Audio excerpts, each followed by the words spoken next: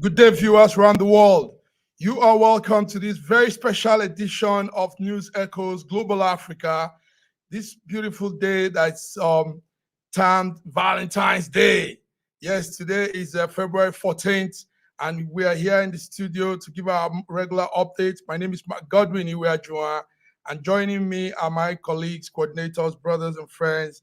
In faraway Toronto, Canada, is Sir George Chukwu. Sir George, you're welcome to Valentine's Day special.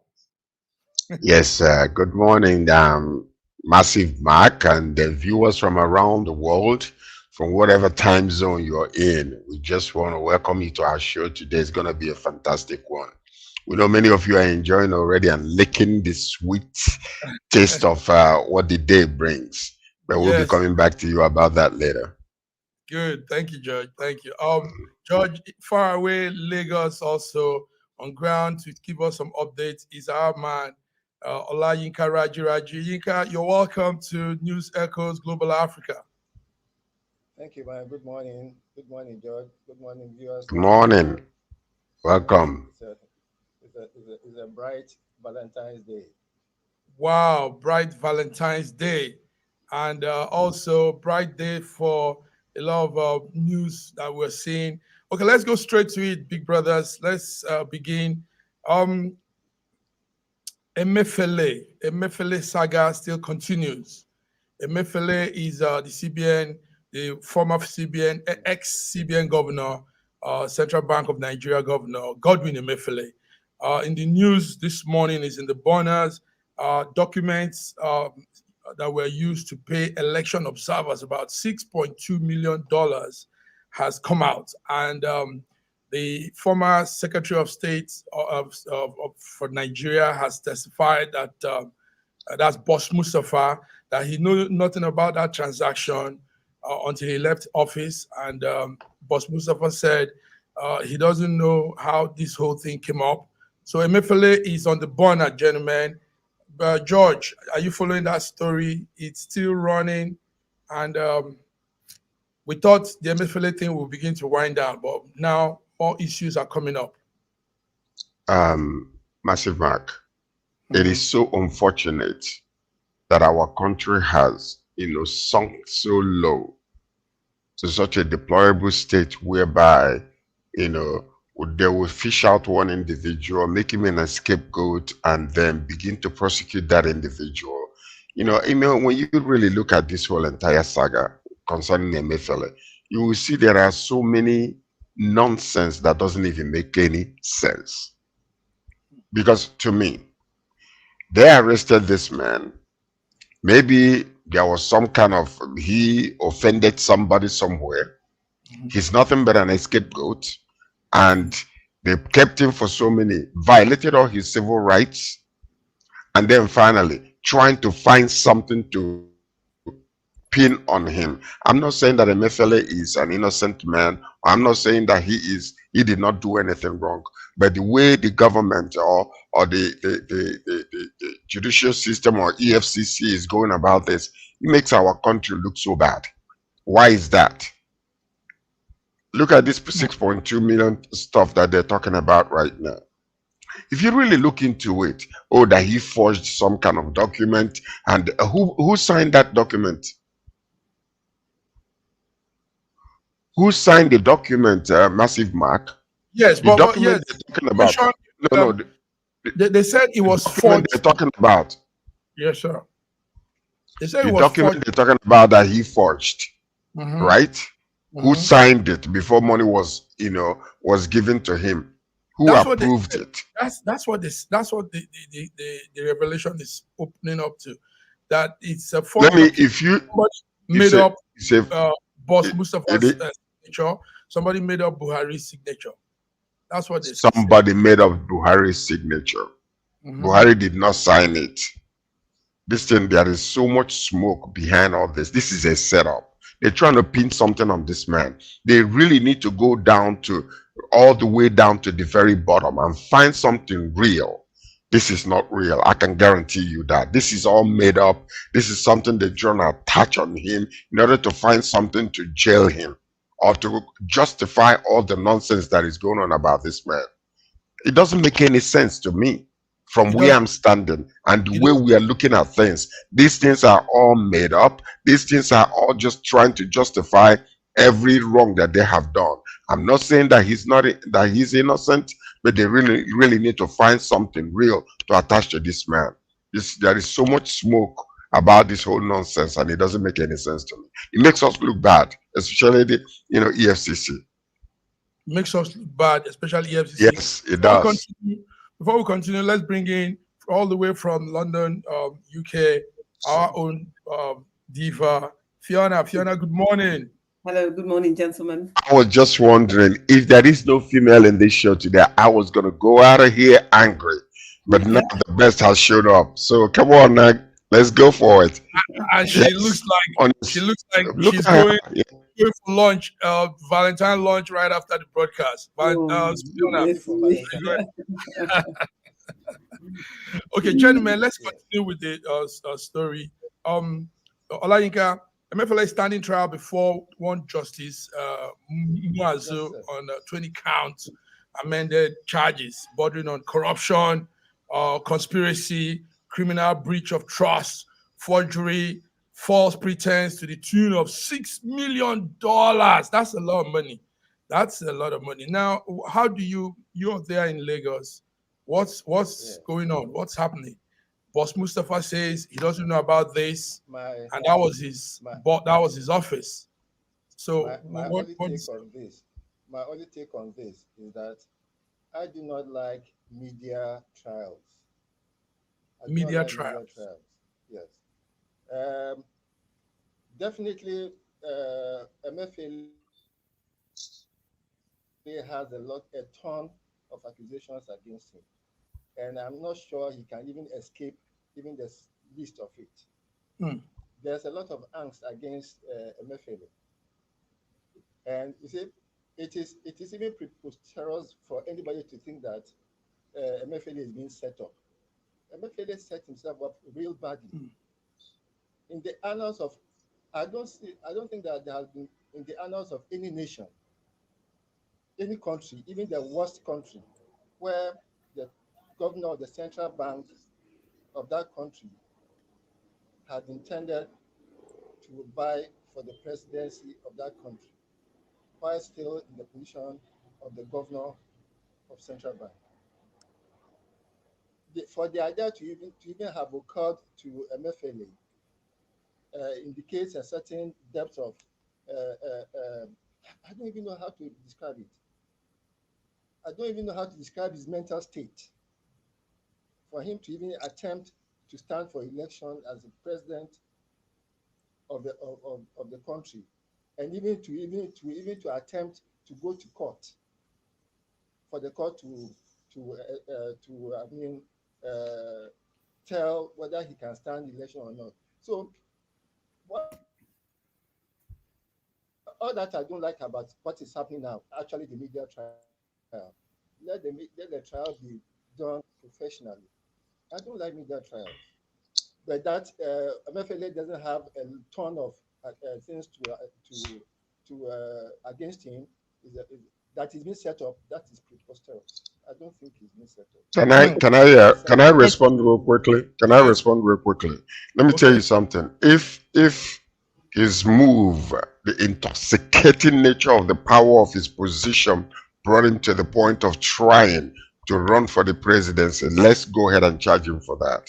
Because most of the things that happened in his office and most of the money that was siphoned out of that country, he knew about it. He knew the people that money went to. And this man, they are trying to shut him up whether you like it or not. I know how these people work. Been there, done that, know all these things. What they're trying to do is to muscle him and shut him up and make sure he doesn't come out to say anything.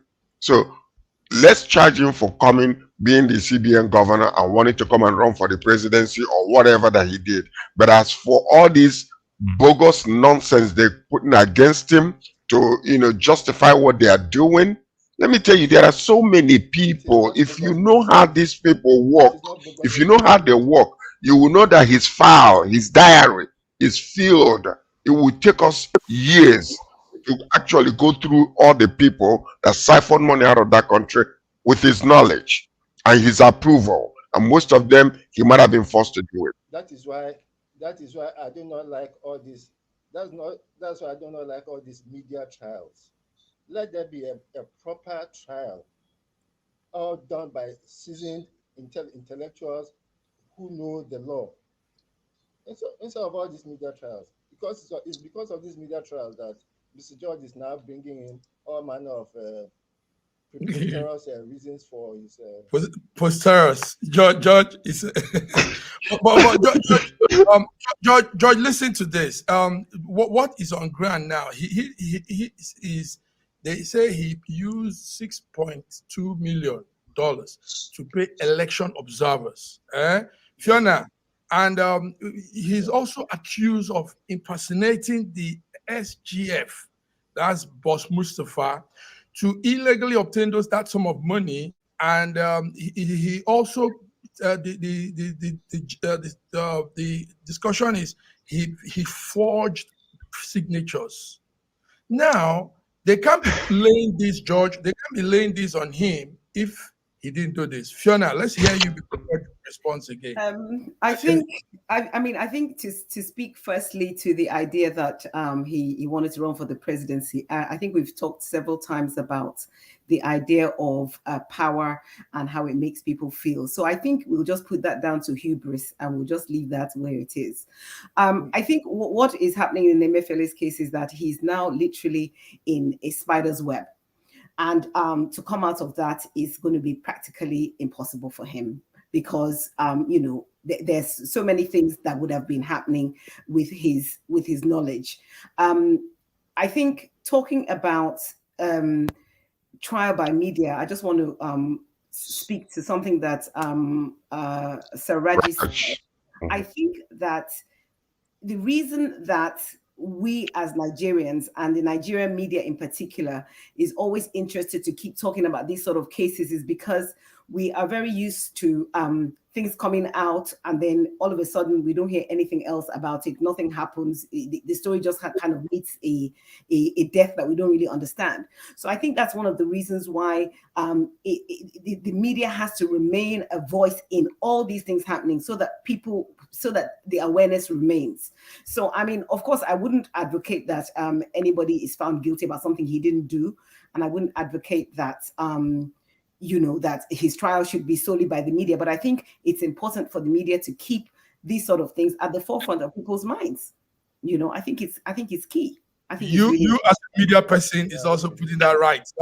Well, before we continue, let's bring in our man Femi Oke, the DG for Better Niger, and issues like this concerns him a lot. Femi, Emefiele is on the burner, and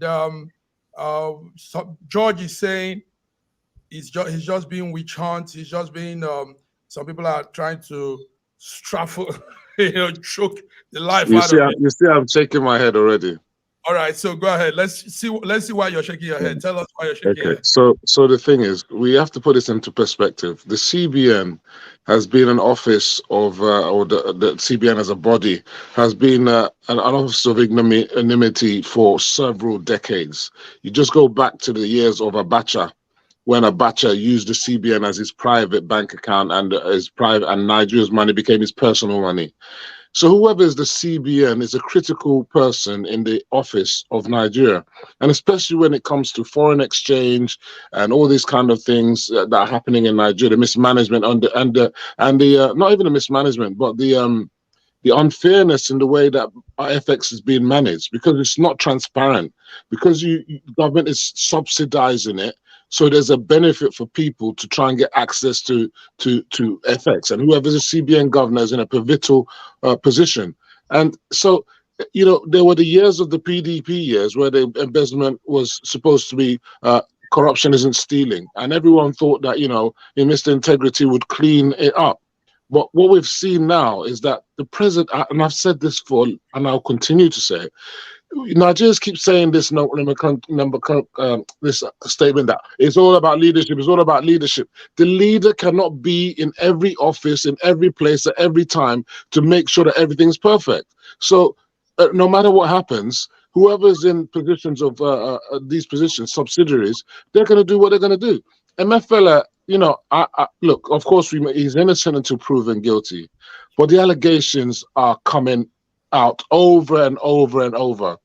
I think Nigerians should just continue to take it, you know, as it is and wait for the course of justice. But what we shouldn't do is what we tend to do is sentimentalize these kind of issues. What you find now is that people who are of Southeast extraction will now be, you check it. I don't see anyone of any other extraction will say that Emefiele is a witch hunt, is whatever. But if you're of Southeast origin, suddenly is a witch hunt. If he's the Yoruba CBN governor, Yorubas will say it's a witch hunt. If it's so we need to take that crap out. The guy is in his position. Let him face the music. You understand? If he's found innocent, then we just say, great, he's innocent. And even if he's found innocent, for me, it's a lot of crap because you know what happens in Nigeria. The supposedly guilty always get off. Olisametu, Dasuki. We can go on and on and on. Even if they're even found guilty, the president will pardon them. So, you know, the corruption is endemic. I want to respond quickly to Femo. You know, before you, sorry, let's bring in Bidi Nana from Lagos also. Bidi Nana yeah, it's a full house today. I think it's because it's a full house. So and Bidi is wearing red too. Happy Valentine's. Valentine is hot in this place. Okay, George, go ahead, George. Let's hear what you see, the hypocrisy of this whole entire thing is what annoys me. Looking from the outside in without knowing what goes on the inside. Most of the time, we look at it or we just attack anybody that comes and says certain things. There are things that the public suspects, but they never know. They don't know the truth behind it. They don't know how, you know, the money is shared. They don't know when it is shared, how it is shared, and all those type of little things. The disjointment of the whole entire system is what is so annoying. Because if the whole system was kind of connected, there are checks and balances, it is easier for us to be able to monitor the crude oil that have been stolen from from river states, you know, internationally with the possible knowledge of the government and all the powers that be. All those things are there. Even to us, the oil that is the crude oil that is coming and a lot of money that is coming into Nigeria that is unaccounted for. The CBN governor knows about it and he will know where it went or whom it went to. So when you have all these little arms and everything that are disjointed and things are flowing here without the left knowing and all those type of things, this is the reason why we are in a state that we are today. I believe that if Tinubu, can be able to go back to the foundation of this whole entire thing and begin to restructure everything and put it all together, you know, and see whether we can be able to put, you know, both the taxes and everything, each department, NMPC, all of them, bring them to account so that if there's somebody doing something in certain governmental arm, the other people could be able to flag it and know what is really going on. That is the whole entire thing. You see this man, they didn't have nothing on him. They just suspected that something was wrong. They're cooking up something against him. I'm not saying he's innocent. He is not innocent in my own book, but he's an scapegoat. Simple. George is hitting it on the head, right in the head. Bidi, scapegoat, like it or not. That's how it is. There's no way. Bidi, he can be described as a scapegoat. There's no way. He is. Listen, he's the man at the center. He's the dragon in the middle. He's the dragon in the middle, orchestrating everything. There's no way. There's no way. Bidi, the discussion is on Emefiele and the new allegation on him. It's a 20-count allegation on corruption, conspiracy, criminal breach of trust, forgery, obtaining money by trick and all that. Now, what's your view? Is he being witch hunt or because we saw what Emefiele was doing? George, I don't know if you are forgetting some things. We saw the number of cars Emefiele bought to run as president and his campaign office and everything. We saw all of that. So, I mean, how you a CBN governor and you're trying to also become a president overnight.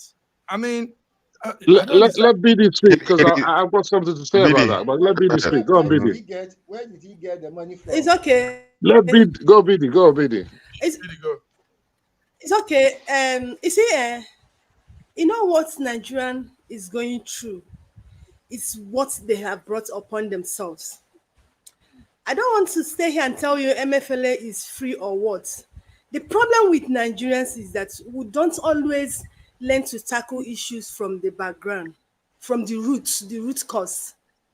Emefiele is a banker. I will tell you for free that majority of the problem we have in Nigeria emanate from banking sectors. I will tell you for free. It is true. Now, everybody's talking about Emefiele. It's not just Emefiele. Do you understand? Now, Tinubu few days ago was relieved some people who claim was not loyal to him. Emefiele was appointed by Buhari. And we remember when the courts gave an order to continue using a certain Naira, that was 2 years ago, Buhari called the bluff of the courts. And Emefiele is an employer of Buhari.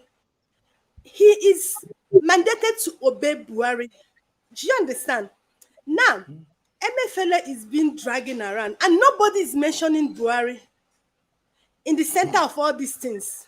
No one is calling Buhari, who castrated everything that has happened in Nigeria. Do you understand? Now, why people are telling you Emefiele is an scapegoat is because a lot of people have done what he did, and nobody's talking about them. Nobody's calling them for questioning. It's about who you know and who you are. Femi talked about Dasuki. Was Dasuki arrested? So Yes. that's the problem of Nigeria. It's not just about Emefiele. It's about we. Now people are looking at Emefiele, and people are not looking at what brought Emefiele to what he did. If we want to get these things right, Buhari should be called for questioning. Do you understand? Because he castrated everything that Emefiele did. He gave him wings to fly. But nobody is talking about it. But everybody is focusing on Emefiele and leaving other people. So we can't achieve that. That's your own take there. That the superior should also be brought in. His principal should be brought in. I don't agree. Go ahead, Femi. No. Let Femi speak. Let Dr. speak. Go on. Okay. No, you speak. You speak now. Ola, you can speak. Okay.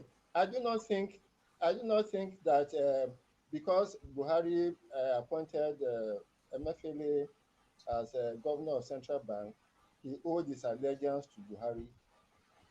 It was not a personal position. It was federal. He was there as a central bank governor for the nation, not for Buhari's sake. Remember, now, CBN are not independent in Nigeria. They are not. I hope you know. CBN cannot act on their own without the approval of presidents in Nigeria. I hope you are aware of that. I think we are veering into too many sections. I am aware of certain CBN governors who could not be taken for granted. I'm aware that starting from probably like Clementi Song, even up to Adamu, who was a journalist. The president could not take chances, could not take any liberties with the central government, with the central bank governor. Unfortunately, especially in Emefiele's case, a banker was appointed central bank governor. It is an anomaly. We cannot put a banker as a central bank governor because he doesn't have the mental state to be able to control the fiscal policies of the country. He's a banker. All he does is to approve loans and then No, it's not necessary. It's not a governor. Who would you appoint, Raj? Who would you appoint instead of somebody who is knowledgeable about banking system? I don't understand what Raj is coming from. Can I come in now? Are you going to bring a novice? I don't know nothing about international movement of money or nothing like that, and then going to appoint him. Can I come in now? So can Raj just answer, because he's making a comment. I want him to answer. Who would you that comment can just lie. Let that comment lie. Let that comment lie. The point of fact is, Emefiele was not appointed by Buhari per se. He was from the PDP era. He came in and Buhari left him there. So he wasn't actually appointed by Buhari. He's not Buhari's man. Buhari, and I think he left him there. Let me finish, BD, please. Buhari left him there. Buhari left him there for balance, because he seemed to be that he knew what he was doing, and he left him there for balance, to make the impression that the government is balanced, we're ethnically balanced, and so on. And you had someone from the southeast controlling the CBN and the economy. But the fact that he wanted to run for presidency should be a signal for you, a danger signal for all of us. That alone should tell you that something is amiss there. And I'm telling you that the reason why he wanted to run for presidency, and this is an assumption that we should make, which is realistic, is that if he had become the president, because he had had access to so much money, that he most probably thought he could buy his way into the presidency. And if he had become the president, he would have been immune from all these allegations. You understand? So he would have cleared the house. He would have done whatever he wanted to do. So this guy is outrageous, and I think we shouldn't use any kind of sentimental views to try and protect him. Look, the thing is, I'm not saying he's innocent or guilty. Let him face the music. You understand? Don't be sentimental about it, because I'm finding BD. I'm sorry. If you look at on the screen now, you're saying it because, oh, Buhari, you keep on talking about Buhari. You're trying to sentimentalize the thing. Forget about all that. The guy, if his allegations are wrong, he should be face the full extent of the law. Anybody else will face their own music. Let them face their own separately. They're not just investigating. They're not just investigating Emefiele. There's so many other people who have been investigated right now. Right now, gentlemen, it's all good. Please, let's I want to say something before we go. Please, please, just a word. Please, just a word. You remember when they announced the change of our currency? What the Minister of Finance said that time, she said she was not aware. That announcement, that agreement was made from Ajaero. It was a Buhari decision, and everybody know when that decision came. So I'm not saying Emefiele is a saint, but what I'm saying is this: if we really want to fight corruption in Nigeria, we should start from the grassroots, and everyone that is involved should be called and punished. We should not be selective of people that should be punished. That's just the point I'm making. Thank you very much. Before we go on a break, a quick one, gentlemen. Before we go on a break, please let's let this fly. Okay. We'll come more on this next time. As we watch the court decision. Tinubu to the Super Eagles. I love that outing yesterday. I watched it. He used some words that we really need to emphasize on, gentlemen. He said, you Super Eagles have proven that Nigeria is the greatest. Our greatest strength lies in our diversity. And that's a fact. So let's talk about this before, 3 minutes. Everybody, give your take.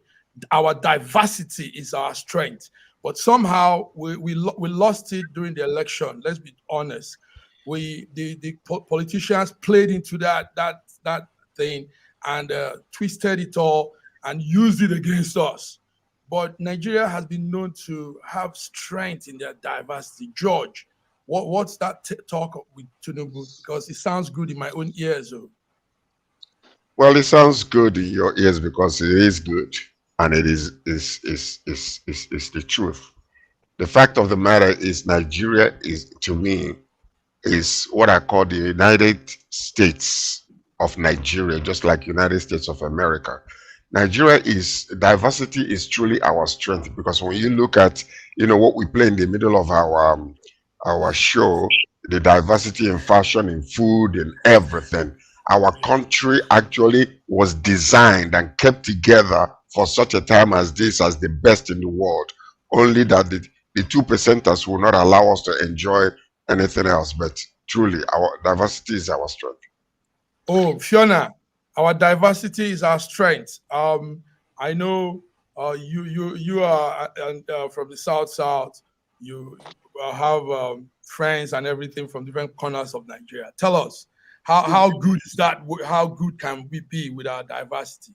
I think that is a statement of fact, and I think that you only need to watch somebody from outside Nigeria make an attempt to say something negative or derogatory about any Nigerian, and the collective response is you can hear it from anywhere.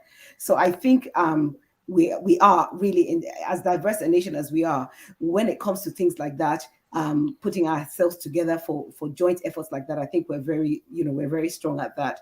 Of course, unfortunately, during the last elections, this narrative that you were just speaking to seemed to play into a very dangerous territory.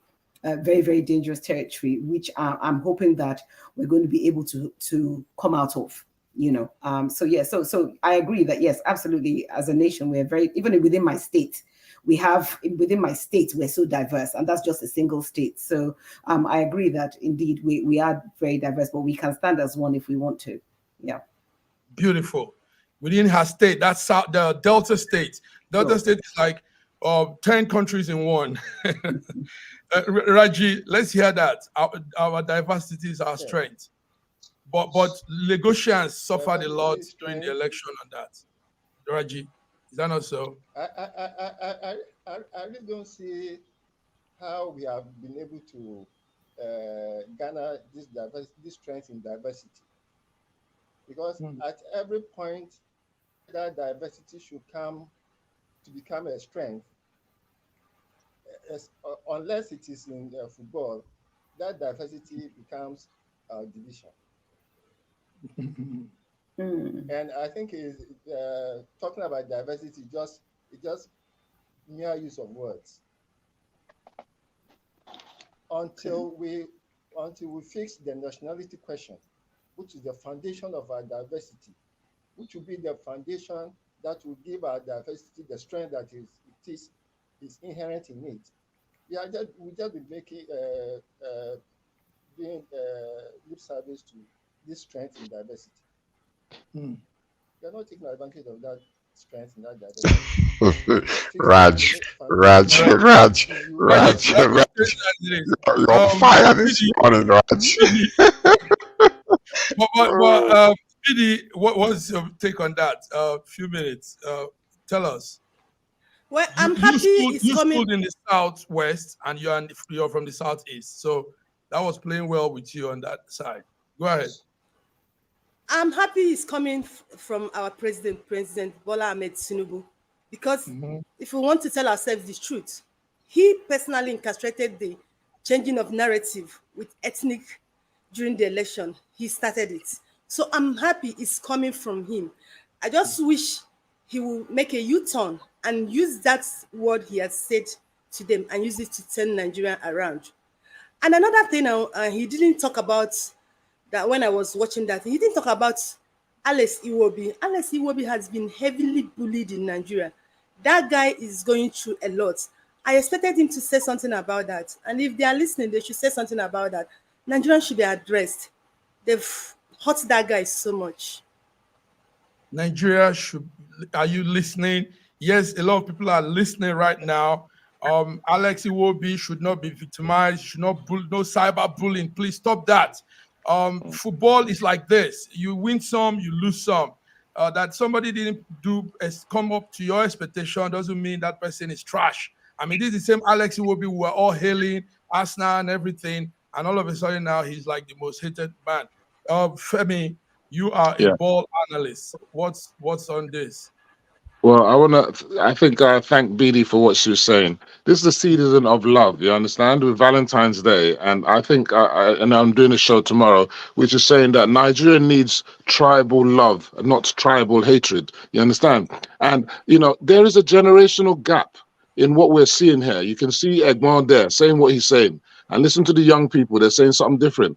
There is a big difference between the elders and the youth. The youth are not as tribalized as the elders want us to be. Okay, and it's the elders, the politicians, because they're mostly the elders, who are turning us into tribal hatred because they use it as a tool in their political shenanigans. Yes, but if you go down to the normal Nigerians, and I want to thank George for saying the 2%ers, because these people are minority. They're a vocal minority. They're not the majority of Nigerians that spread hatred amongst themselves because they're spreading hate. They want us to hate Fulanis because they call it a Fulani invasion. They want us to hate Igbos because they say they want to take over Lagos.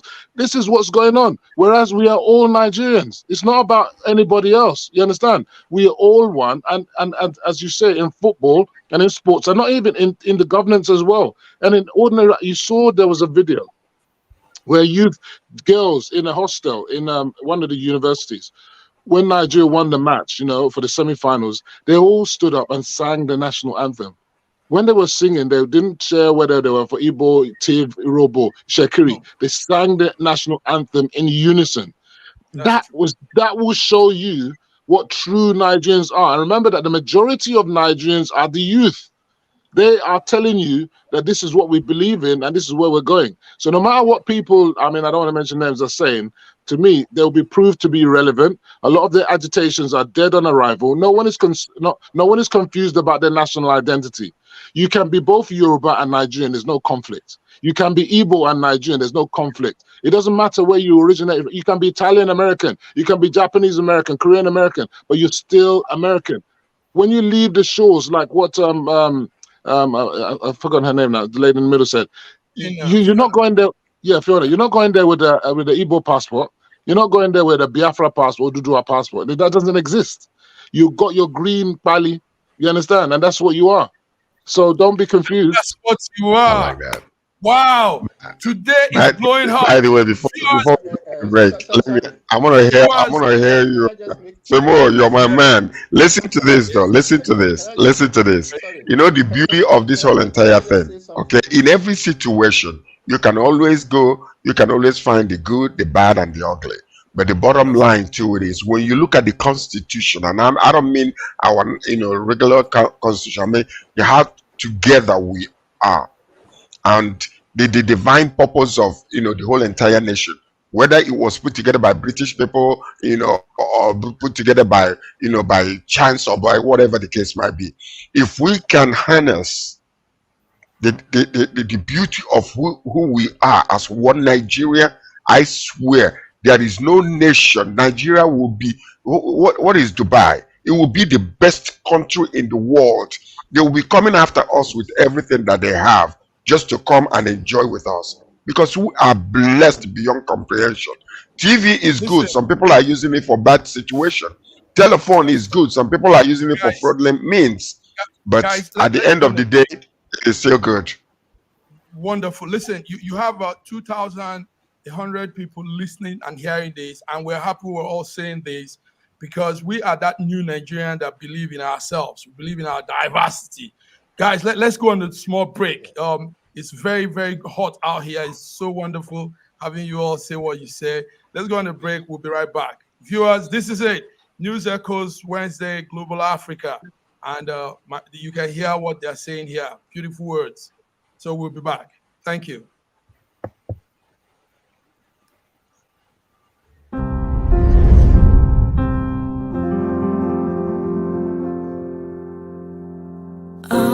Arise, oh, compatriots, Nigeria's call, obey to serve our fatherland with love and strength and faith.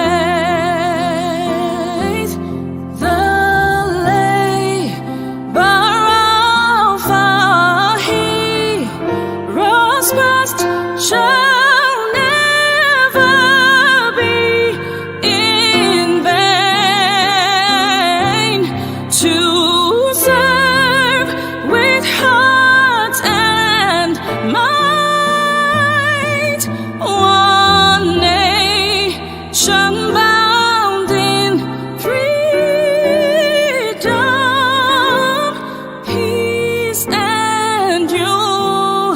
unity. This country has some of the most extraordinary culinary diversity in the world. I'm talking about Nigeria. This first dish is amala abula, made popular by the Yoruba people in southwest Nigeria. It starts with amala made from dried yam and then is covered in a variety of soups. Next we have ofe nsala, a white soup that is synonymous with the Igbo people of southeastern Nigeria. It goes best with fufu, or akbo as the Igbos call it. Next we have suya, the most well-known food of the Hausa and Fulani people of northern Nigeria. Meat is covered in a peanut-based powder called yaji and cooked over an open fire. This is banga and starch, a classic of the Urhobo people of Delta State. Lastly, we have onunu, a plantain-based swallow of the Izon people in South Nigeria. We are eating it with fisherman soup, popular throughout this whole region. And of course, we don't forget the jollof rice. This is popular everywhere in Nigeria. I think what makes Nigeria so great is the diversity of all the different people coming together. These beautiful ethnic groups living side by side, sharing culture and cuisine is what makes Nigeria such an amazing country to visit. Nigerians should be so proud of that cultural heritage, as there is so much more that unites than divides them.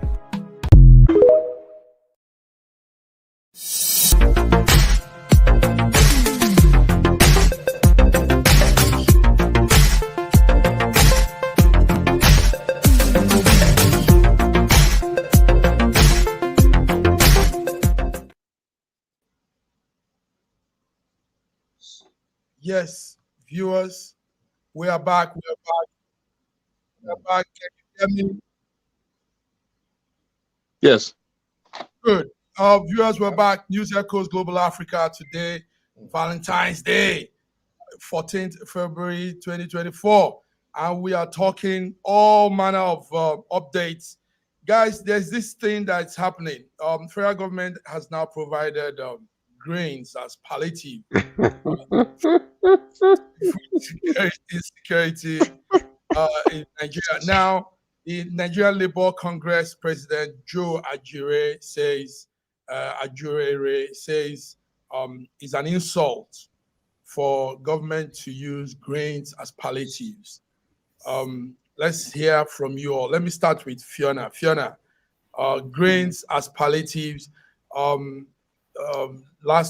think it was on Thursday, Tinubu ordered that there should be a release of about 102,000 metric tons of rice, maize, millet, gari from the government reserves and store, and should be made available to Nigerians so that people can have food. But somebody says it looks like an insult also to Nigerians. You know, everything, there's another, people look at it from the other way around. Fiona, is it an insult? I think I don't really understand what that is meant to do as a cure for what's going on. I don't really understand. I mean, this is a peacetime situation, so it's not like there's war. It's not. I don't really understand the giving of grains to people. I don't really, because I'm looking at it, I'm thinking it's all well and good for somebody to give me a bag of rice, or I don't know, 3 cups of rice or whatever, you know, and I can eat that today and like tomorrow. But what is the long-term sustainable plan? What actually are we doing so that people are going to be able to live sustainable lives going forward? Because it's like teach a man to fish and they can feed themselves for the rest of their life. And if you just give them a fish, that's just for the here and now. So I don't really understand how that correlates or collocates with what's, you know, the long way, the long term. I don't really understand what that's supposed to do. I don't understand if there's other thinking behind it. I mean, I'm here to hear it, but you know, I don't understand what that's supposed to do. That just seems to me like putting a plaster over like a massive gaping hole. I don't understand. Okay, so you're on the side of the NLC president. Raji, you were saying something before. Yes, go ahead. Let's hear you. No, but people are hungry, Raji. People are hungry. Yes, people are hungry, and there's food in the market. There's food in the market.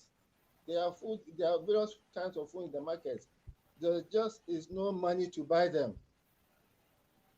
Okay. No money to buy. And it is expensive.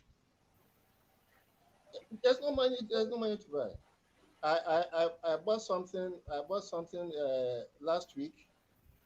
By the time I went back to the market, the price has gone about twice. How do you gallop after such galloping inflation? They can bring all the food reserves from Ukraine, all the food reserves from the US. What happens thereafter? Now, I want to go back a few years. During the Buhari days, when the banditry and all the things started, when most of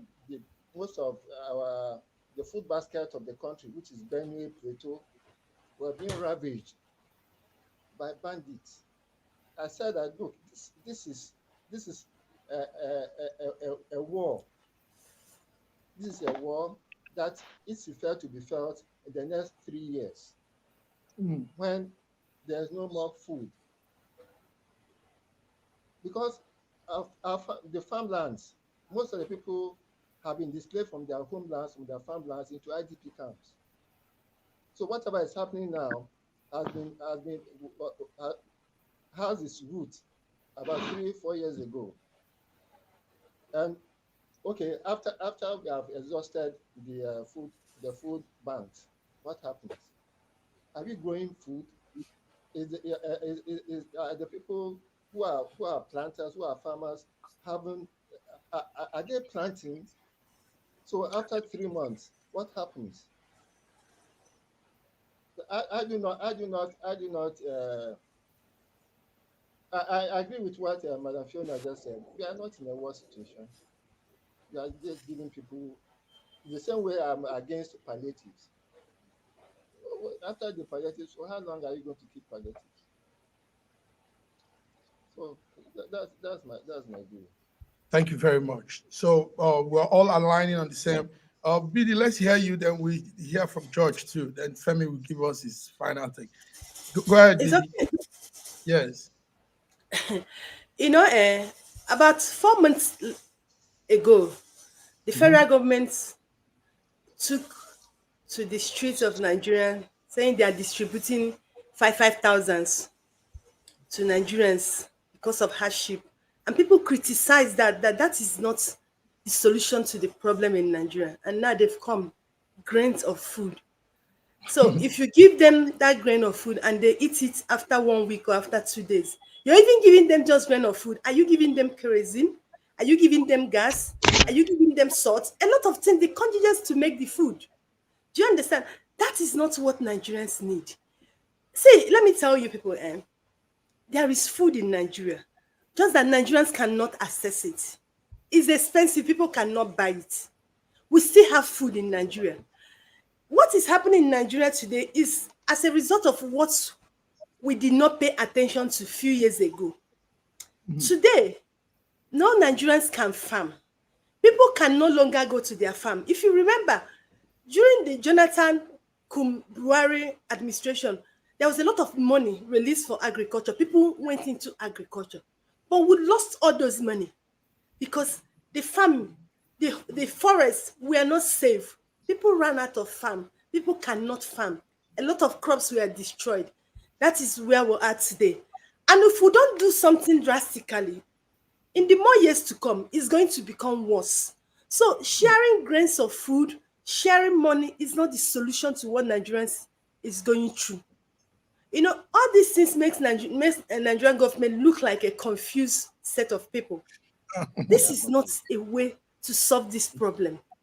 Okay. An average Nigerian cannot afford anything. Nigerian money is now valueless. I'm not making mouths. Go into the Nigerian market with 100,000 naira. You cannot buy anything. Let me shock you people. As of December, a carton of Indomie was sold for 3,800. As of today, that same carton of Indomie is selling for 11,500. Okay. Now, for you people to understand what we are talking about, yes, people can no longer afford anything. Go to the market, things are there, but you can't buy it. Go with 100,000 naira, you can't buy anything. Are we talking about medication? People are dying because they can't afford the cost of medication. So sharing this food, it's funny. If this is the level of thinking or reasoning our government can bring up at this stage, then we'll have a problem. BD, George, you've had BD hit it very hard. And Fiona was saying something about that Indomine thing. George, so you all align with Comrade Joe Ajaero that says it's an insult to Nigerians that the government is providing grains as palliative for food insecurity. George, what's your take on this? Is it an insult? Well, I believe it's an insult because we don't have the infrastructure, the logistics to do these things. It's not there. We don't have it. Look at during the pandemic, what happened. Food was provided, palliatives were provided. What did they do with it? They just stocked it somewhere until one day somebody found out where they were being stacked, and then they went in there and started doing. See, the infrastructure, the logistics to do all these, whatever they're talking about, even sharing of money, it is not there. So, it's almost like a temporary trial and error type of measure that they don't know what to do. The truth of the matter is that they are completely confused beyond measure. It's almost like seriously, they're in an ocean, drowning. They don't know where to put their hands to save the lives of the people, because they themselves have no solution whatsoever. I mean, seriously, the problem is so dire in Nigeria right now. I saw a very funny video last night. A guy was crying about, two sachets of water for 500 naira. And the guy was crying and crying and crying. What is really going on? The point about this whole thing is, I keep saying it, this thing did not start with Buhari, with Ahmed Tinubu. It did not. These are the effects of the shock that took place for 8 solid years of what you call kakistocracy government that did not even know their left from their right. Everything was going everywhere. Let me tell you, whether we like it or not, let's tell ourselves the truth. Buhari actually destroyed that nation. And the man is trying to grasp. This man don't know. Let me tell you something, whether we like it or not. If Buhari, if Tinubu had taken the government from Jonathan, you would have seen the genius of this man. He's confused because this thing was left in shambles. He doesn't even know how to, bring it all together. Because when he turns to the left, the right is falling. He turns to the front, the back is falling. And these are the effects of that non-governmental government that took place in Nigeria. Yeah, but sorry. They were this in one party. Yeah, somebody was shaking his face while you were talking. Yeah. Femi, go ahead. It's true. It's your party we're talking about here now. It's your party. But let me. I mean, sorry, I got cut. I don't know what happened to my internet. It was messed up. But I want to go back to what Edwin was saying, and he was very contradictory. And he started off by saying that he went to the market. There's food in the market, he said, and it's not a problem of food. It's about the price. And then he went on to say that, oh no, the problem is because of Buhari and the Fulanis that invaded the Benue state and they stopped food. No, you didn't say Buhari, but you know what I'm saying. You didn't say that, but the idea is that the Fulani invasion, which started under Buhari government, is what caused the problem. So if there was a Fulani invasion, how comes there's loads of food in the market? Let me finish. You got me wrong. Hold on, let me finish. I'm just saying my own, please. I'm not saying let him finish. There's no food. There's no food because of the Fulani invasion. I'm saying that is another problem that we are going to face. Okay, so you never said there's another problem. That's why I said there's a Okay, let me finish. So that's why I said there's a contradiction in the terms. There's food in the market. It's about price. It's not that there's no food. But so when there's hunger in the land, let me carry on, please. If there's hunger in the land, what is happening is that people, it's not that there's no food, they cannot afford it. So what you then do is that you bring in food to suppress, hopefully there's an increased supply, and that will hopefully push down price. That's the idea. Whether that will become a reality, I don't know. And the long-term situation, like what Fiona was saying, is that you don't just give people, because this idea of palliatives, if you just give palliatives, if you just give them money or whatever it is, it's not going to solve the problem. The problem in Nigeria for me is that we're not growing our food at the right pace to meet our population. Our population is growing at such a phenomenal rate, and we're still using Ada and hoe to cut our to farm. You need to have mechanized farming. Look, when you saw in France, when the farmers went on protest, and in Spain and other places, do you know how many thousands of tractors they were blocking the road? How many tractors are there in Benue State? Are there up to 1,000? How many tractors in Ogun State? So, and you say you want to feed a nation of 230 or so million, growing every minute. You need mass mechanized farming. You need mass processing of thingy. You need all these things, which are not to be done by the federal government, because remember, agriculture is on the concurrent list. It's not on the exclusive list. Our state governments are doing bogus. They're just wasting time. They're not doing anything. They should free up the sector so that people could come and work. Most of the youth don't want to do farming. They're not doing the farming because it's all by hand, isn't it? They don't want to do. They want to do mechanized. If every farmer could have a tractor, you see the youth will fill up our farms tomorrow. You understand? So we need to be growing enough food, not just for Nigeria, but for the rest of West Africa. In fact, West Africans are buying Nigerian food now. Why? Because Naira has crashed. So Nigerian food is cheaper now. It's better for them to buy Nigerian food than to buy their own food, just like Nigerian oil. So we ought to be used as a weapon to say, okay, let's galvanize ourselves and produce. And all these people saying that Nigeria is invaded by Fulanis or whatever, I would say to them, how many villages out of the hundreds of thousands of villages in Nigeria, because there are hundreds of thousands of villages, how many of them are being invaded by Fulani? Let's tell ourselves the truth. Are they up to 1,000? Are they even up to 100? So this is just an excuse. It is a political tool for people to obfuscate their responsibilities. Those places that are being attacked are few and sparse. You understand? It's not everywhere in Benue State that's been attacked. It's not every local government in Benue State that's been attacked. There's specific villages, specific things, and there are many reasons towards why those things are happening. You know, people are saying Fulani invading Southwest. How many villages in the Southwest have been attacked? Now you're calling it an invasion. Is it possible for them to invade the whole area of Southwest, really? Or they're invading Southeast? Is it possible? It's not possible. Gentlemen, you are all speaking intelligently. It's jamming up here. Valentine's Day, and a lot of things are going on. Let's take it down now.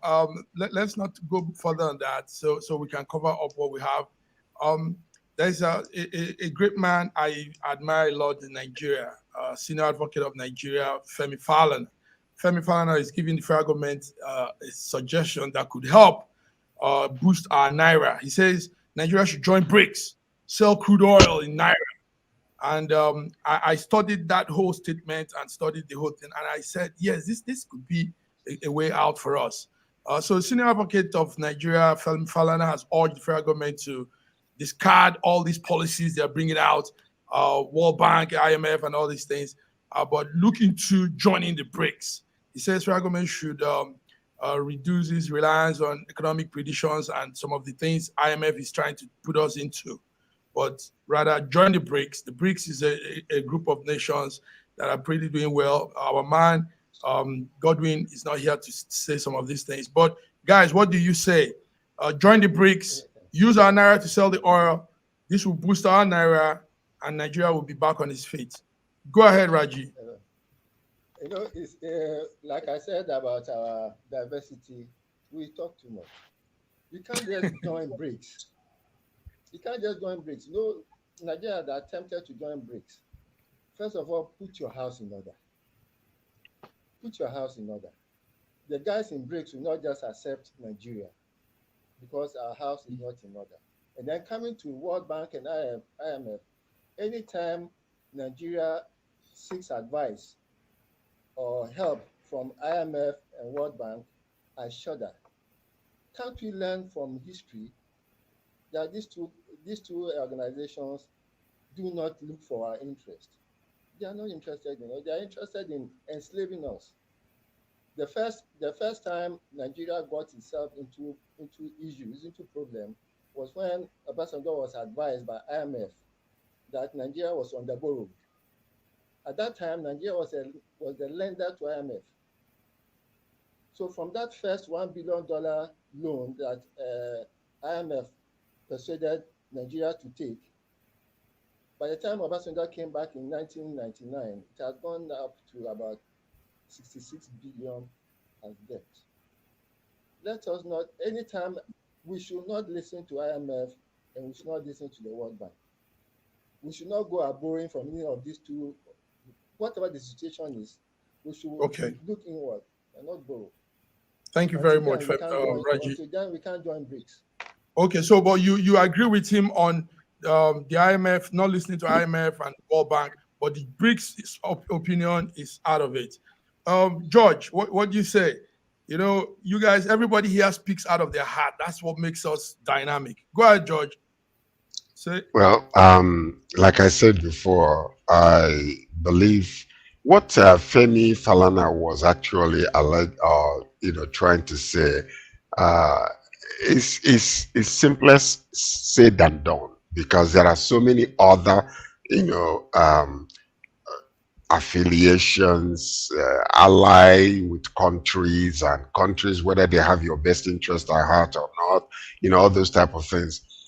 One of the reasons why I honestly believe that there is a concerted effort to keep most of these developing countries, they don't want us to come up, is simply because some of the suggestions and the handouts and all those type of things that they do to us, they give to us is just to keep us in bondage. That's basically what it is. Yeah, maybe he is right in his assertions, but it's not easy to do such, because we are affiliation with Britain, our affiliation with United States of America. Try to find out if Tinubu today decides to put Nigeria first in everything that he wants to do, he will not last 6 months in that place. They will eliminate him. Okay. They will eliminate him. That's all I'm going to say about that. That's all. And it's not going to come from internal. It's not going to come from internal. It is going to be from these countries that we are talking about. We have 5 minutes extra. The network has signaled and said we can run with it. Fiona, the BRICS is looking strong. It's an economic bloc, and the BRICS has some strong countries there: Brazil, Russia, India, China, South Africa, and these countries are also forming strong alliance. Their GDP altogether is increasing. Everything is going very well for them. So don't you think aligning with a friend that is doing well could help a person? Fiona? I think what Femi Falana San said is, from an economic viewpoint, I think it's theoretically it works. In theory, that works.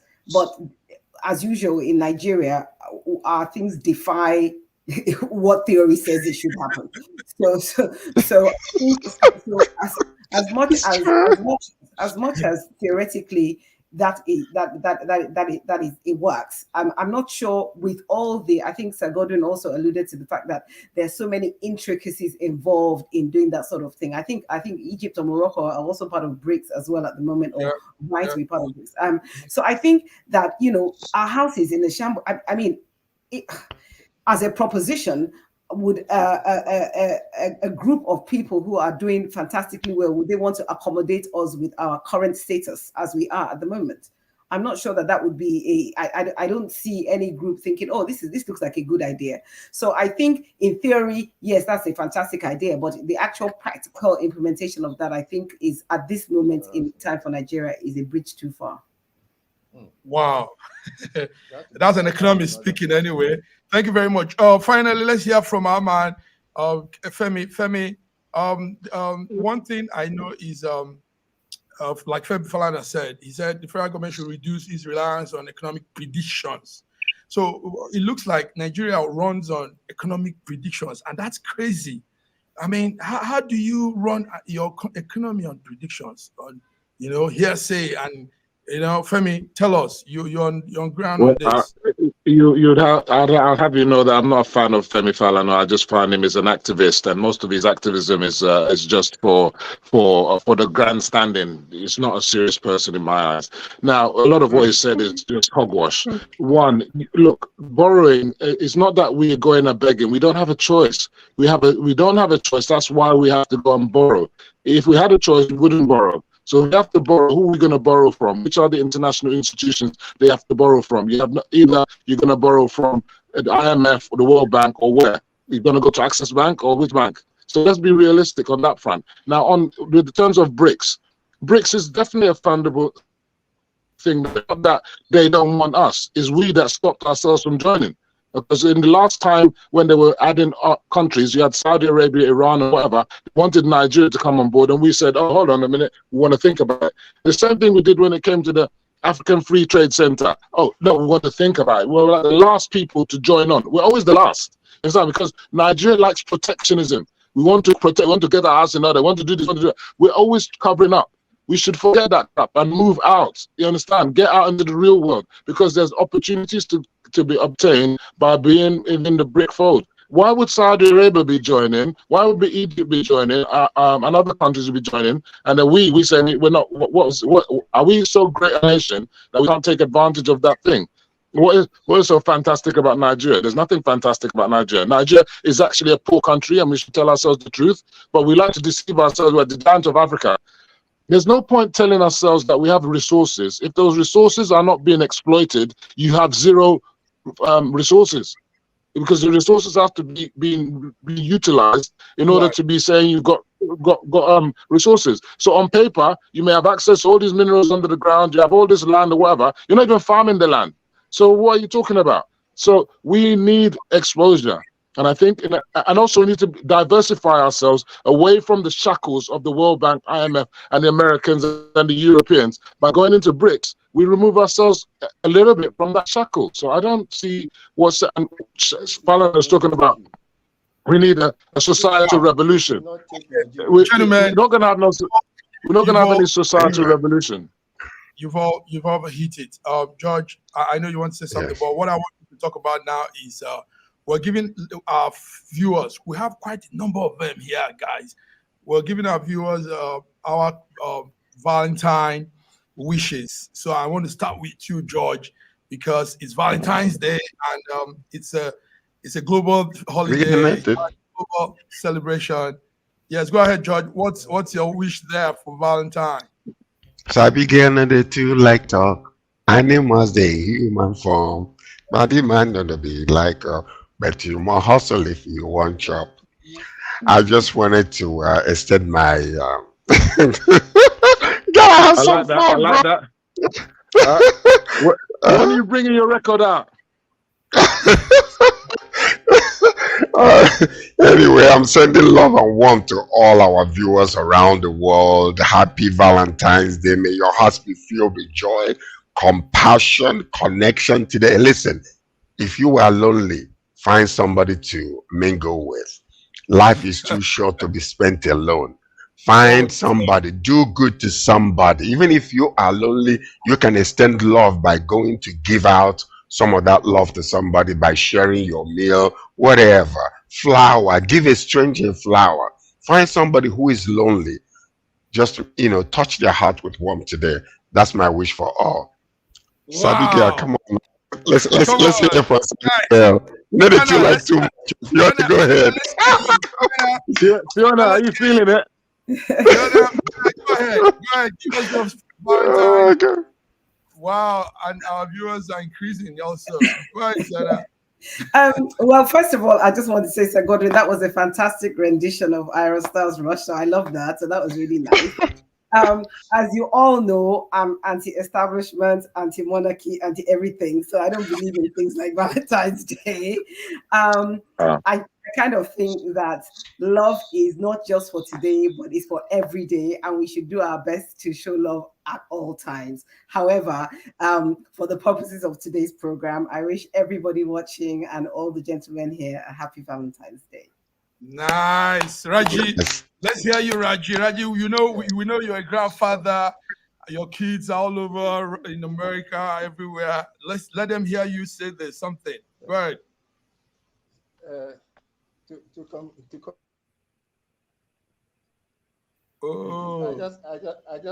just brought out a dash of red to my paraphernalia so that I'll be seen to be part of the celebration. I wish everybody good love. I wish all of us enough love. Thank The you. world would be better if we show enough love to each other. Sure. It is not on a special day, it is on every Sure. day. Always. I wish us all enough. Thank you very much, Iraji. Thank you. Yes, Femo. I know you Fem- love Yeah. a man. Fema, you love when I love a man, I love With a a, man. with a name like Femi, I don't have a choice. So what I say is, look, I'm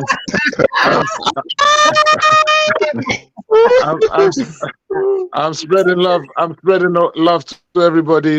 I believe in one Nigeria and a better Nigeria. And in that philosophy, I say that, look, when you're going out there to love, yeah, you don't need to know where the person's coming from. You look at her face, you look at his face, you look at his body, you like him. You don't know where he comes from. He's one Nigeria. He's an African. He's whatever tickles your fancy. Spread love. Be together. Let's have tribal love, not tribal hate. That's my message for today. And Come on, tomorrow man. we'll be talking about the tribal hate. Viewers, this is it. So, This is it. Finally, we've come to this wonderful time of Valentine's Day. We're mixing it up with our updates.